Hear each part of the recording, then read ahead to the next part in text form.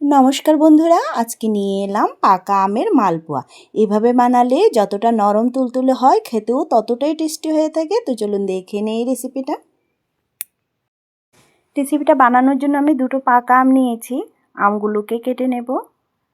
আমের মুখটা কেটে নিয়ে আমি পিলার দিয়ে আমটাকে ছাড়িয়ে নেব খোসাটা। আমগুলো অনেকটাই নরম, তাই পিলার দিয়ে ছাড়ানো যাচ্ছে না, তাই আমি হাত দিয়ে খোসাটাকে ছাড়িয়ে নিচ্ছি।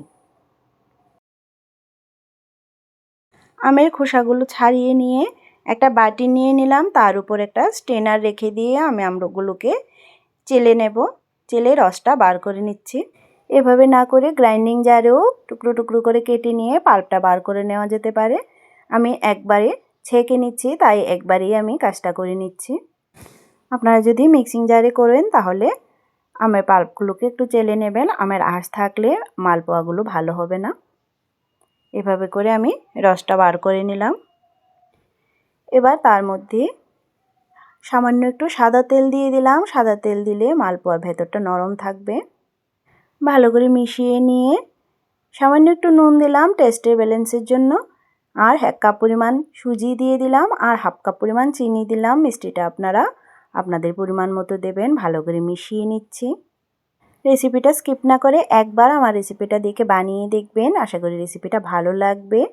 এবার তার মধ্যে 1/2 কাপ পরিমাণ ময়দা দিয়ে দিলাম। যতটা সুজি দিয়েছি তার অর্ধেক পরিমাণ ময়দা দিলাম, আর সামান্য একটু নারকেল কুড়া দিলাম, প্রায় 1/2 কাপের মতো। আপনারা যদি থাকে নারকেল কুড়ো তাহলে দেবেন, না হলে স্কিপও করতে পারেন। এবার ভালো করে সব কিছুকে মিশিয়ে নিচ্ছি। সব কিছুকে মিশিয়ে ব্যাটারটা যখন ঘন হয়ে আসবে তখন একটু একটু দুধ দিয়ে আমি ব্যাটারটাকে লিকুইড করে নেব। আমি 1/2 কাপই দুধ নিয়েছি, তবে পুরোটা দুধ একবারে দেব না, একটু একটু করে দিয়ে আমি ভালো করে মিশিয়ে নেব। এটাকে ভালো করে মিশিয়ে নিতে হবে। দলা দলা বা দানা দানা থাকলে মালপোয়াগুলো ভালো হবে না। মিশিয়ে নিয়ে বা ঢাকা দিয়ে দেব 10 মিনিটের জন্য, তাহলে সুজিটা সেট হয়ে যাবে। 10 মিনিট পর ঢাকনাটা খুলে নিলাম। দেখিয়ে নিচ্ছি ব্যাটারের ঘনত্বটা। সুজিটা সেট হয়ে একটু ঘন হয়ে গেছে, তাই যে বাকি দুধটুকু ছিল সেই দুধটুকু দিয়ে মিশিয়ে নিচ্ছি। আমার এই ব্যাটারটা লিকুইড করার জন্য 1/2 কাপ দুধই লেগেছে।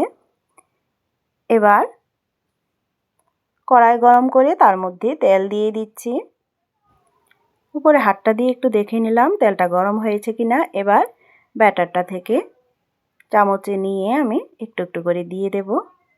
ব্যাটারটা দেওয়ার পর আমি প্রথমে কোনো রকম নাড়াচাড়া করব না, এটা এমনিতেই উপরের দিকে ফুলে উঠবে।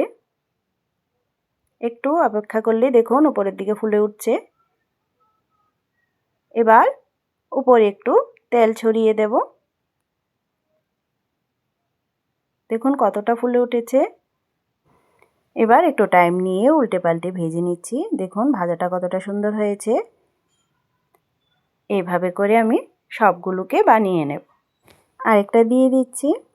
আমার রেসিপিটা ফলো করে একবার অবশ্যই বানিয়ে দেখবেন। তো আমার আজকের রেসিপিটা যদি আপনাদের কাছে ভালো লেগে থাকে তাহলে ভিডিওটিতে একটা লাইক করবেন। নতুন বন্ধুদের কাছে চ্যানেলটা সাবস্ক্রাইব করার অনুরোধ রইল। দেখা হচ্ছে নেক্সট ভিডিওতে। সবাইকে ধন্যবাদ।